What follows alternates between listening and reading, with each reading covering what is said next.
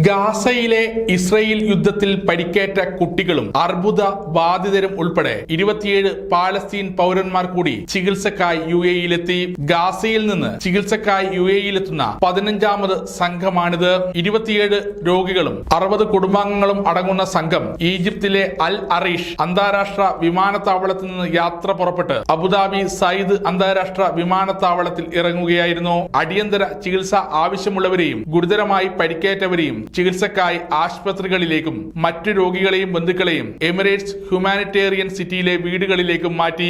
Gaza മുനമ്പിൽ UAE നിർമ്മിച്ച field ആശുപത്രിയിൽ ചികിത്സയിൽ കഴിഞ്ഞവരെയാണ് തുടർ ചികിത്സക്കായി രാജ്യത്തേക്ക് എത്തിച്ചത്. ഇവർക്ക് വേണ്ട മുഴുവൻ സൗകര്യങ്ങളും സൗജന്യമായി UAE സർക്കാർ ചെയ്തു വരുന്നുണ്ട്. ഗാസയിലേക്ക് സഹായം എത്തിക്കാനായി ഗാലന്റ് നൈറ്റ് 3 എന്ന പേരിൽ സംരംഭത്തിന് UAE president Sheikh Mohamed bin Zayed Al Nahyan തുടക്കമിട്ടിരുന്നു. ഇത് കൂടാതെ സമുദ്ര ഇടനാഴി വഴിയും ആകാശമാർഗവും സഹായങ്ങൾ എത്തിച്ചു വരുന്നുണ്ട്. ഗാസയിൽ തന്നെ ചികിത്സ ലഭ്യമാക്കുന്നതിനായി 150ഓളം കിടക്കകൾ ഉൾക്കൊള്ളുന്ന ഫ്ലോട്ടിംഗ് ആശുപത്രിയും UAE നിർമ്മിച്ചിട്ടുണ്ട്. സമഗ്ര ഇന്റർനാഷണൽ ഡെസ്ക്.